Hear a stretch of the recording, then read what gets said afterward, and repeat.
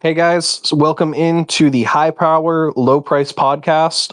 We're going to be digging into everything budget and budget competitive and high power at under $100 that we possibly can.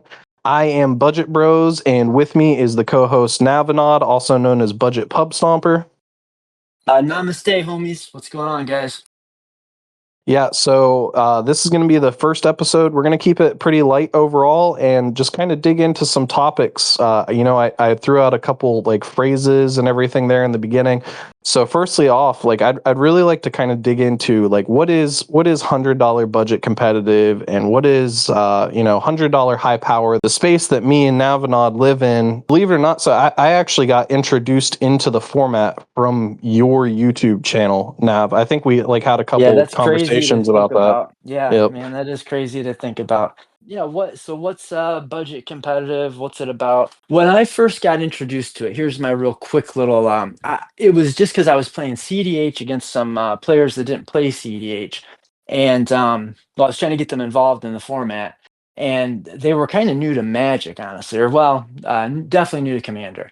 And I just let them pick some commanders, and then I built them decks. And I didn't want to spend a fortune on decks for my friends. I didn't like them that much.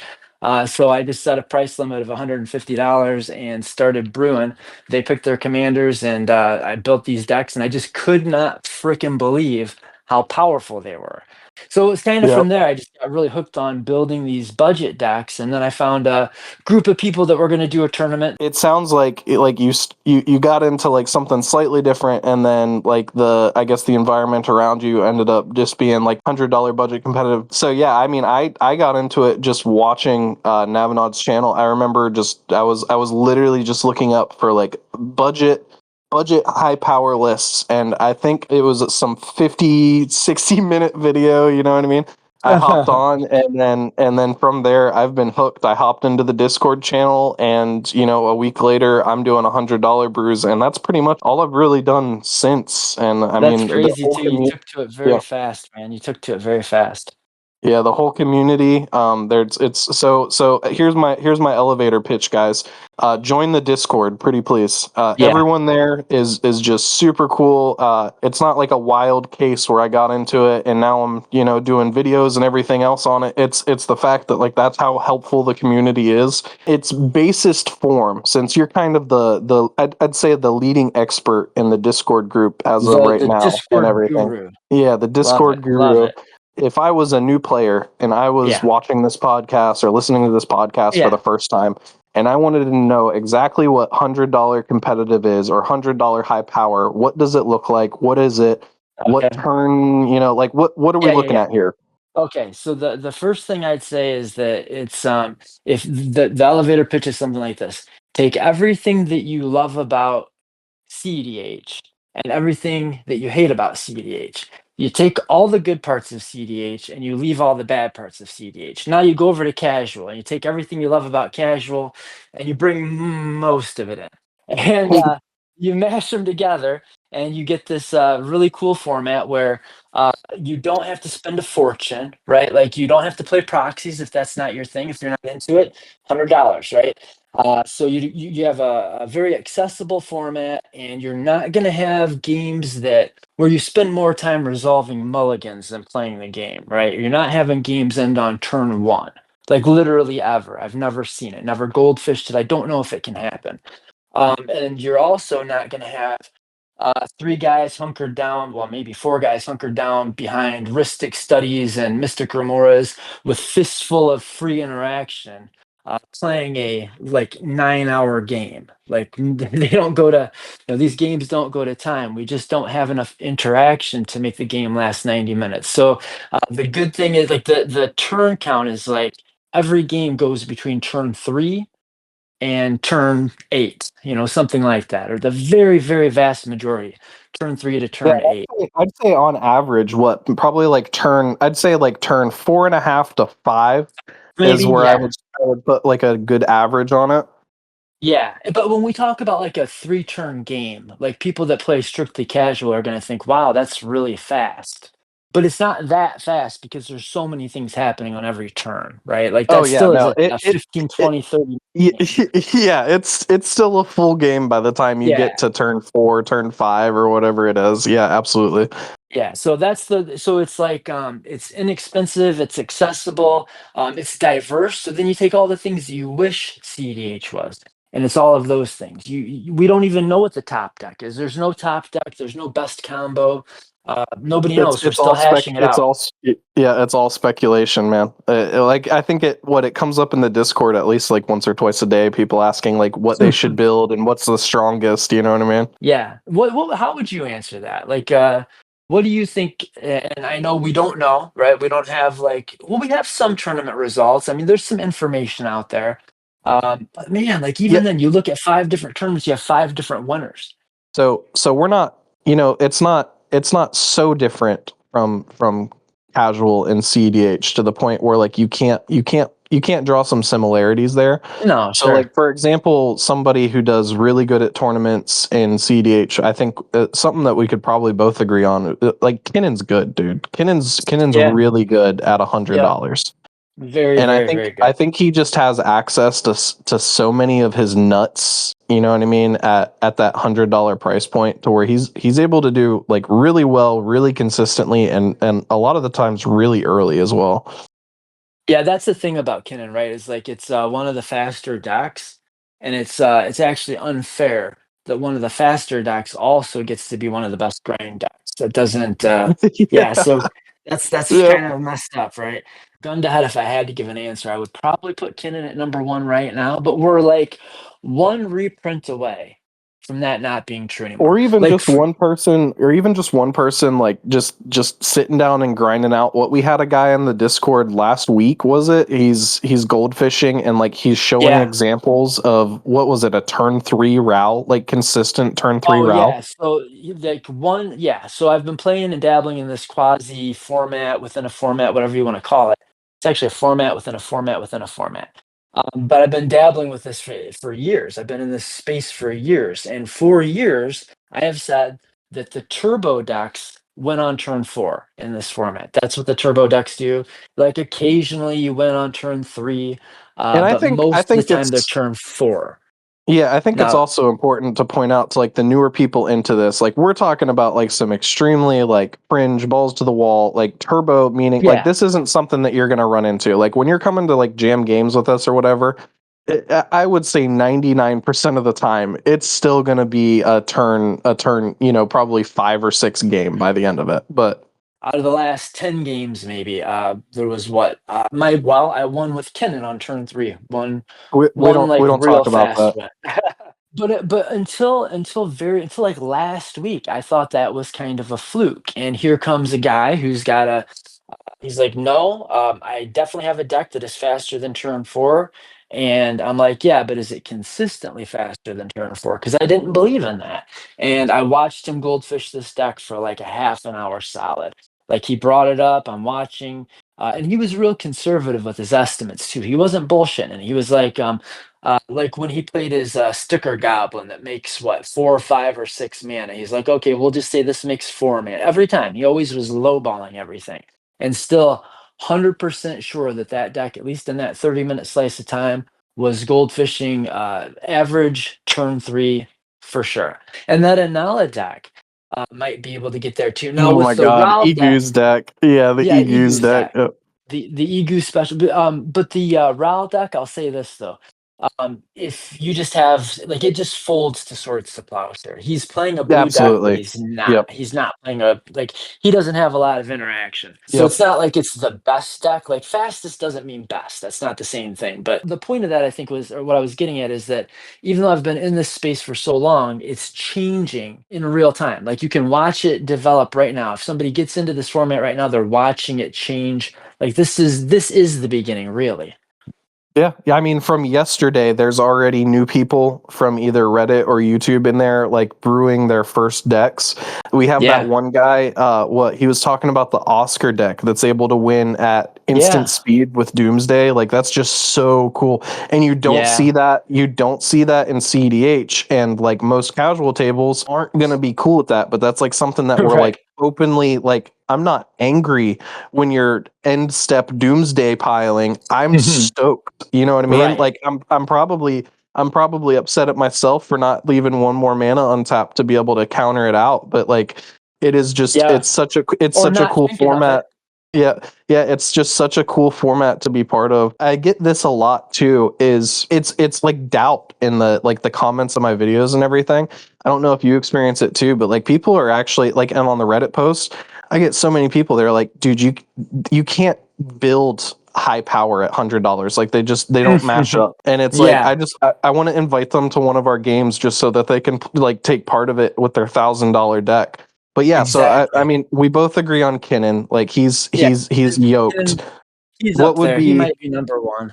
what do you think your number two would be? Like if we're doing like a top three, like what do you think your number Okay, two would be? so my top three, I think like number one's Kennen, and I guess we agree on that. But I think it's important to say that if we had like 10 people from the Discord talking here, you wouldn't have 10 people say that No, Kennen is the number absolutely one not. deck, right? Absolutely. I Um, honestly, I'm mainly on Kinnan because I've tried to interact with it on turn three and still got shut out. But we don't yeah, talk about that. we don't talk about that. I think number two, I would say Magda. Not my favorite deck, but I think Magda. Now it's not as fast as some of these decks, but it can go fast. Like this can you'll goldfish turn. And when I'm talking about speed, guys, for the audience, when I'm talking about this deck wins turn four, what I mean is if you leave it alone, which you're Yeah. not going to, No, but it's never gonna if happen. you it's never gonna happen. But if you let Egu go, then he's gonna kill you on turn three, right? But you don't need, With that's a why you don't do that. with a spell seeker and 30 other steps. 26, a literal 26 step combo. But Magda's like it's a turn four goldfish pretty consistently. But it's also able to win on the stack without casting spells. Now I want to say Yeah. that again. It is able to win on the stack at instant speed without casting spells. So fuck you stacks, fuck you mono blue control. It's so that it's fast enough to compete on that vector.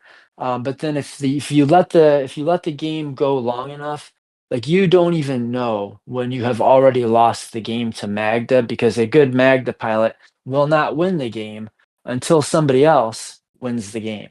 And that's And the it's thing that they crazy. normally do. It's always so scary when it's like they're at like what two or three treasures, and then you're like, Yeah. oh no, I'm good, I'm safe. And then it's just not two or three treasures anymore. They do something stupid to the point where now they have five treasures, and it's just Yeah. GG at that point. Yeah, if they've got five treasures and an artifact dork, they can make it over at any moment. And if they have 10 treasures and nothing else, they can just win right then and there. So you can't let them get to those treasures, but it's like it's so hard to stop them because it's not just Magda. They've got spells in the deck that'll eventually give them their damn treasures, and they can dump it all out in one turn too if they need to. So you can't just. The answer is always like, well, just kill Magda, just kill Magda. Well, Magda only costs 2 mana, so a good pilot, they get their Magda murdered, one time. They maybe don't cast it again until they've got their 10 treasures. They put that bitch in play and then they go, or they wait. And then as soon as somebody puts a win on the stack, they're like, okay, cool, you're going to win the game. Well, in response to that, I'm going to win the Yep. game. Yeah. Yeah, Yeah, it's so I something go it's Magda.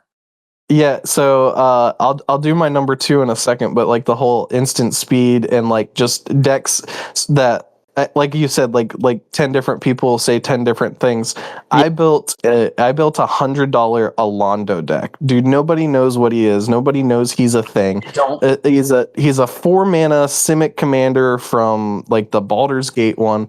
But long story short, what he says is you can tap him and you draw a card and then exile a card with from your hand with time counters on it. And then like there's like this whole thing where it ticks down the time counters for each time you tap them. Long story short, I built it as like a tap untap kind of build so that I could burst out these like I'm drawing a ton of cards and then casting them all for free off of like the suspend triggers.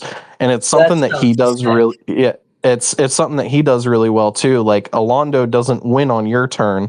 what I do with Alondo is I'll have a critical mass of untap effects on the board, and then you know, in your combat, when you go to declare attacks, when everybody's finally tapped out after all the interaction, that's when I win with Alondo. And it's just like stuff like that. I feel like It's big. you really can't build for that. Like it doesn't have a home anywhere except our format.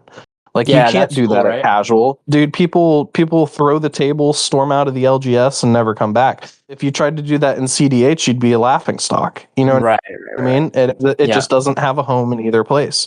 But yeah. yeah, no, I'd say What's your number probably two? my number two. Yeah, probably my number two if we're talking about just like decks that can be fast. I'd say I'd probably go with Selvala, the mono green mana dork Selvala at the number That's two my slot. homegirl. That's my homegirl. Yeah, no, you're actually your list is the one that made me a believer in Selvala because I think you had also mentioned it where like people were talking about her in CDH and like the lists look crazy from the outside, but when you actually like sit down and pilot it, it's just a completely different experience. But yeah, It's crazy from the I've inside too. It's a very complicated deck, but it does. yeah. If you once you figure out how to make it purr, still purr. Savala would definitely be my number two. She's able to. I mean, turn three. You're doing Silvala things, very Yeah, very very consistently. You're playing her on turn two. You know, you're doing a turn one dork into a turn two Silvala into a turn three just big dumb creature that nobody cares about, but it has really high power and toughness. And then you're tapping and making like an unnecessarily large amount of green mana and just kind of like doing like a manual storm off at that point yeah, where you it gotta is. gotta like connect the puzzle pieces. So if you're doing a top, like a tier list of the decks that are most likely to make you clench your cheeks harder than you've ever clenched, and consistently, every time you let a player untap with Silvala in play, you're clenching. Yeah. Yeah, dude. It, Yeah, it is definitely that way. I would say even more than like a Kinnan, because I feel like Kinnan's more telegraphed. it is. But yeah, but Selvala, it's like you're just Dude, the Silvala praying they pilot don't doesn't even yeah, know. You yeah, don't even know when you're playing Silvala, you don't even know if you're gonna win. yeah, no, yep. Yeah. It's like you're just praying they don't top deck a 10-10 at that point so that they can Yeah. just like manually storm off. And then I Every don't time know. somebody asks me, "Are you there? Did you get there?" Like people are ready to like play the next game or scoop it up if I'm there. Everybody's like, "Are you there? Did you win?" And I'm like, I don't know. I have 8 mana and I get to Yeah, draw 12 cards. yeah. Probably, you know. Yeah, But yeah. yeah, Yeah, the yeah, she's monocolor cool. definitely makes it a little bit more difficult. Well, at least like the mono green, I feel like in that specific like what she wants to do. Not that mono green is like lacking win cons and everything, but yeah. So I would say on the exact flip side of that, like something that's not necessarily meant to go fast, that's meant to just like grind out the game and tempo win and be able to like flip between aggro and control really effectively. And it's a commander I feel like has felt like way out of favor in CEDH. Like if you look at like top 16 results, and that's another thing I'd like to bring up is like these like this is also the space for those like really cool commanders that like they are inherently powerful, but they just too strong for casual, and they're not doing enough in CEDH. But Yuriko, man, Yuriko's fallen off Yeah. hard in CEDH. She was like Yeah. the boogeyman, and that was during a time when like Dockside was still still legal, and Mana Crypt were still legal, and she was still just absolutely curb stomping CDH events, and now she's just really fallen off now that it's switched to a more mid-rangey kind of thing in the CDH scene, and she's never been cool at casual. You know, if you sit Yeah. down for a casual game at your LGS and somebody pulls out a Yuriko, well, it's just not going to be a fun game because she Dude, that she was me does her. too. I also didn't know. I didn't know, and I brought Yuriko. I didn't grow up in the casual environment. I tried to take my decks that I had a specific play group when we were just trying to build powerful decks, and I learned that one the hard way too. Yeah, people do not like Yuriko in casual. Yep. In I, casual. I Yeah. built it was actually my first introduction to like higher power, I guess, and it was a similar I feel like everybody has that story. It was before I was ever in budget competitive or anything. It was $100 Eurico list, and I took some inspiration from some guys on Moxfield, and I threw together $100 Eurico list, and then it was killing people Yeah. turn 4, turn 5, and like they were not digging it. They were not happy about it. And I Yeah. was like, well, it's only $100 list, you know what I mean? And it Right. just like it's that powerful, dude. You It cannot is. run it in casual. What do you think your number three would be? Like what's your Well, what's your I number want to three I want pick? to chip in. I want to chip in on Yuriko. I want to see if I can.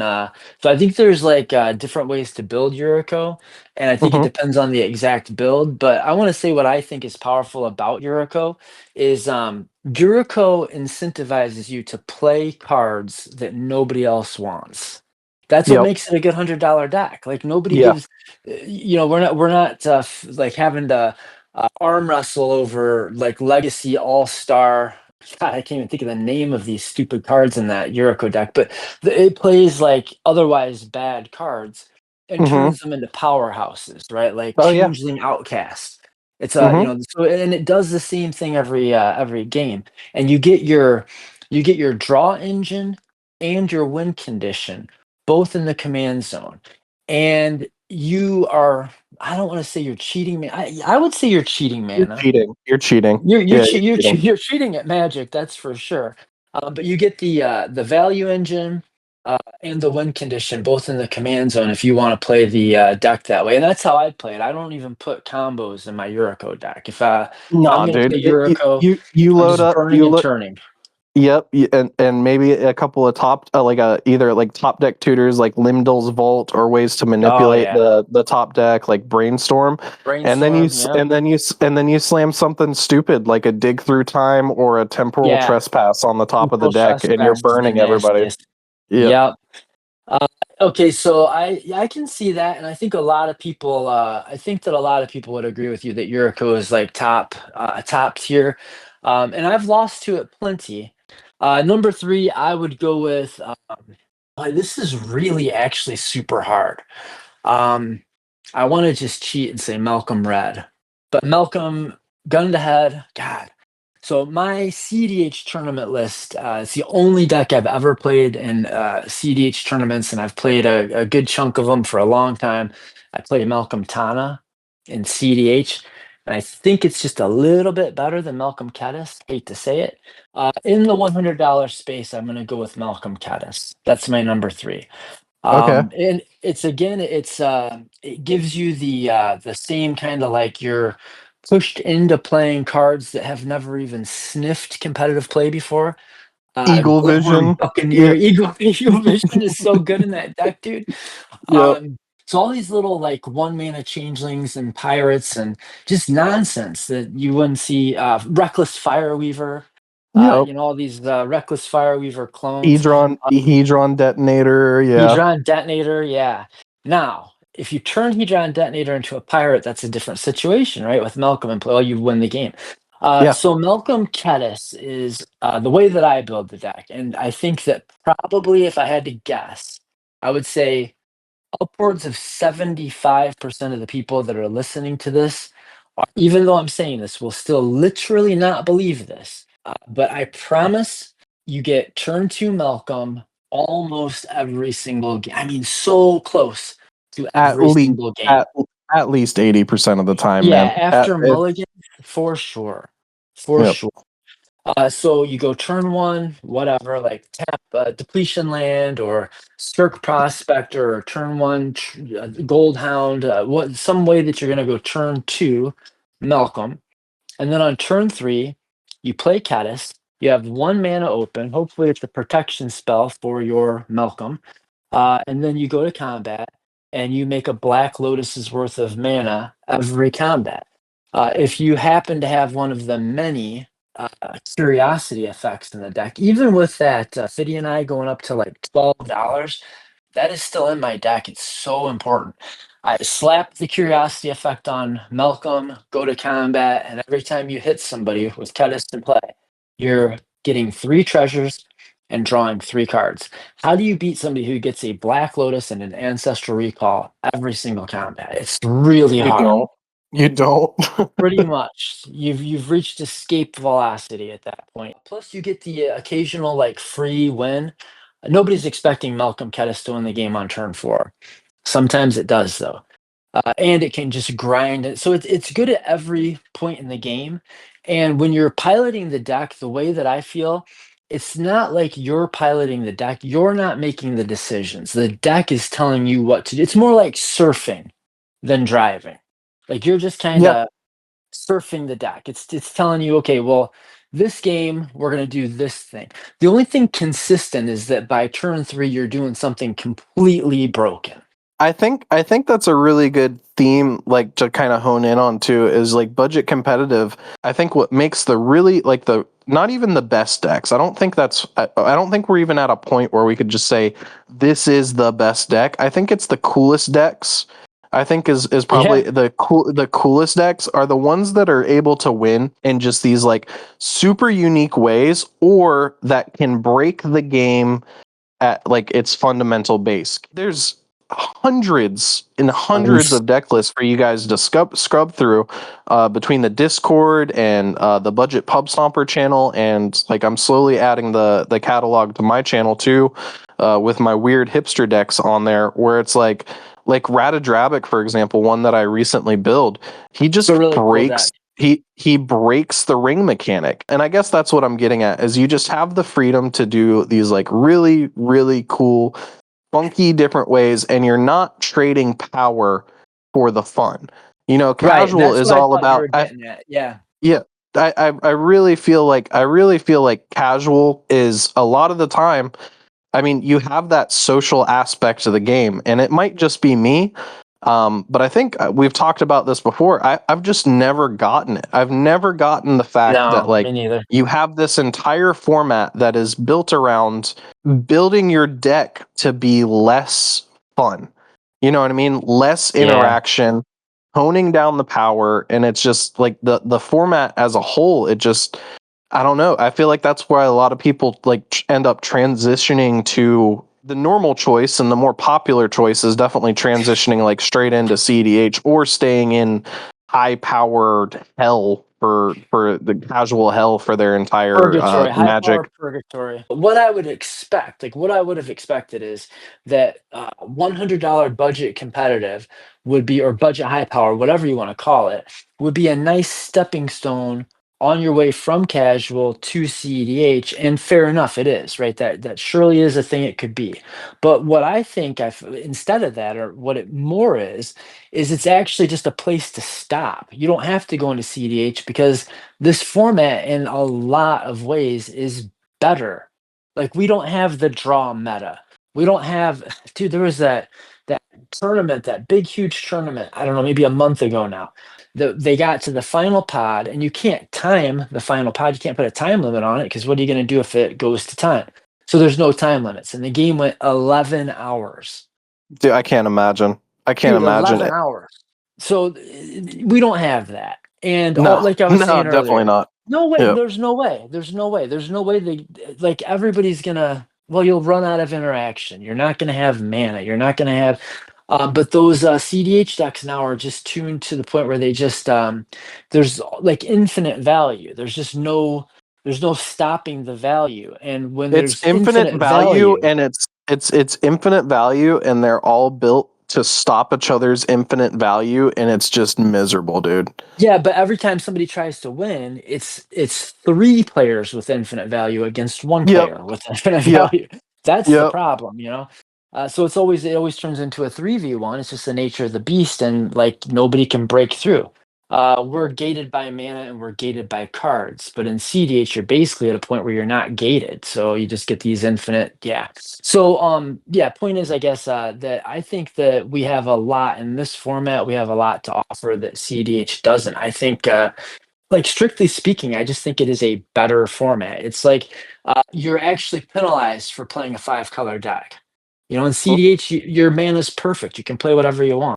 I think it's more fun, man. I think that's really what it boils down to. I have so much more fun playing $100 brew of like extremely, and the decks look different. You know what I mean? It's not Yeah. just 100. It's not 99 of the best cards and then your commander. It No. is 99 cards that you have to. I mean, you don't have to. But like if you want it to perform at the top of its possibility, like you're scouring Scryfall lists, Yeah. you're taking data from different sources, and you're just trying to make this like super well-oiled synergistic machine. And by the end of it, you just come out with this like really awesome, really powerful. Once again, I don't think we can stress this enough.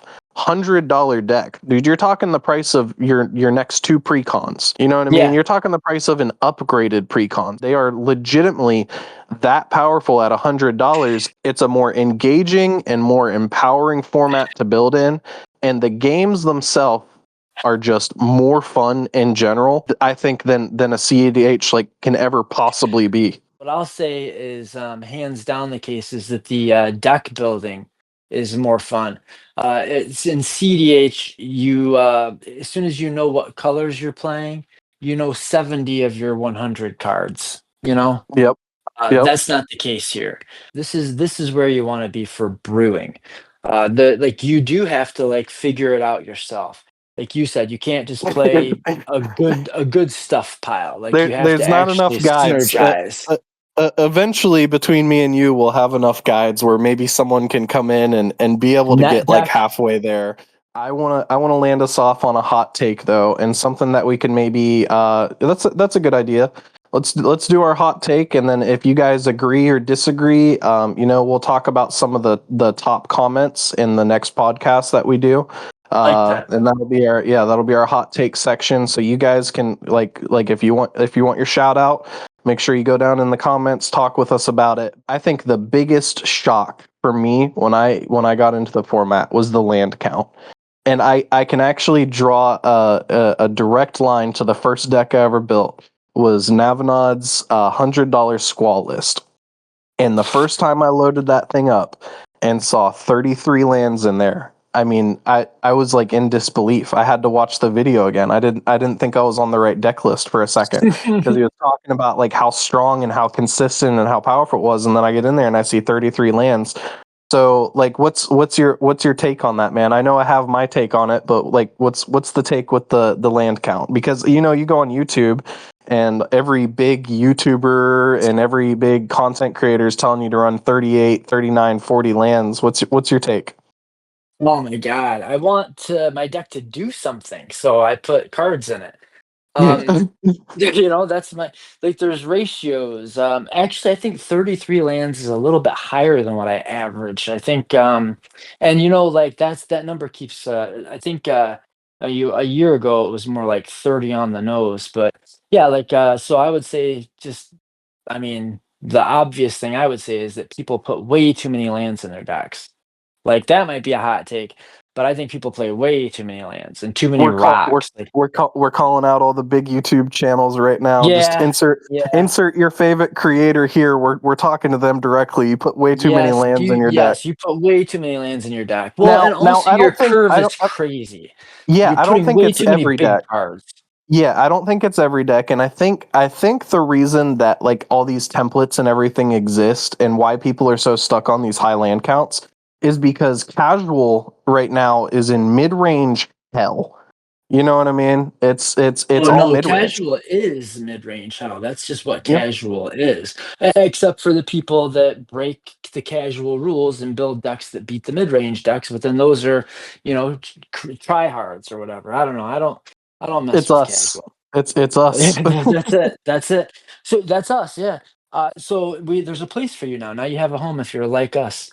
Uh, Yep. my hot take for the video's end is or for wrapping up is that uh, kind of in related news, templates are useless.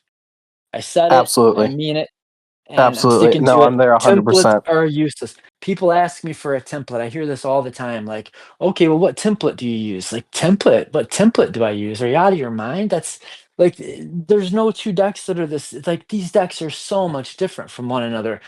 I've got my Malcolm Tana deck and my Malcolm Kettis deck. Uh, Here's something they have in common.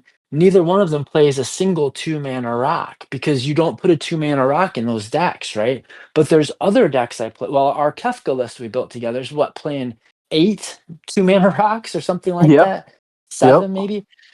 So there's no template. Like some decks I'm playing 30 lands, some decks are playing 34 lands, maybe 29 in Silvala, maybe, or Kennan's at 30, I think, on the money. There's no tip. Your decks are different. They're going to do different things at different speeds. So you have to look at the way the deck's going to play. And I think it's less of a fault of the actual casual player because, like, Oh, it's if not them at you, all. They're yeah, being spoon fed that.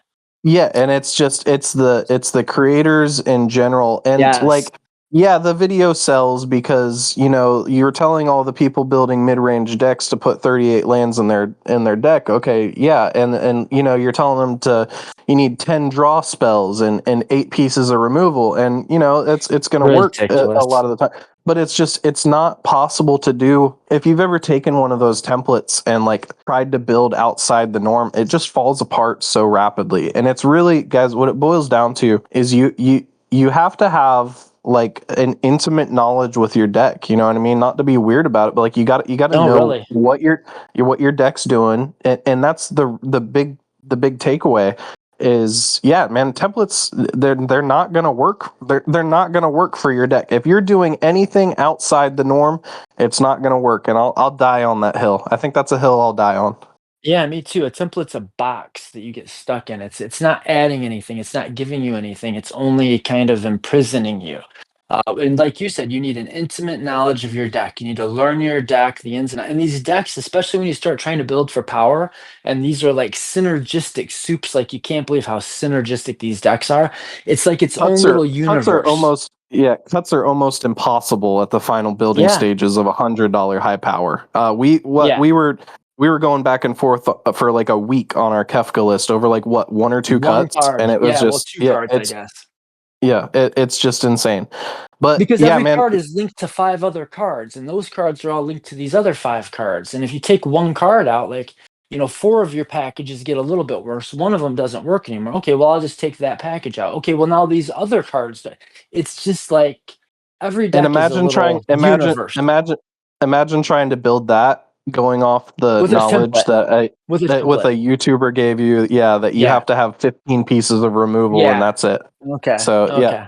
I'm that's a good ending off point for us, guys. Yeah. Yeah. Seriously, like, hit us up in the comments. This is going to be something that we're going to be trying to do semi This regularly went for you guys. way longer than we thought it was gonna. Yeah, Way longer. yeah, a little bit longer. We might have to tune that up, and then in the Yeah. future. But yeah. Anyways, guys, so much appreciate you guys tuning in, listen to two weird Magic hipsters talk about their quasi format. And I guess the TLDR of this whole video is, first of all, welcome. If you do decide to take the leap, I think it's less of a leap. You know what I mean? It's a leap from casual to CEDH.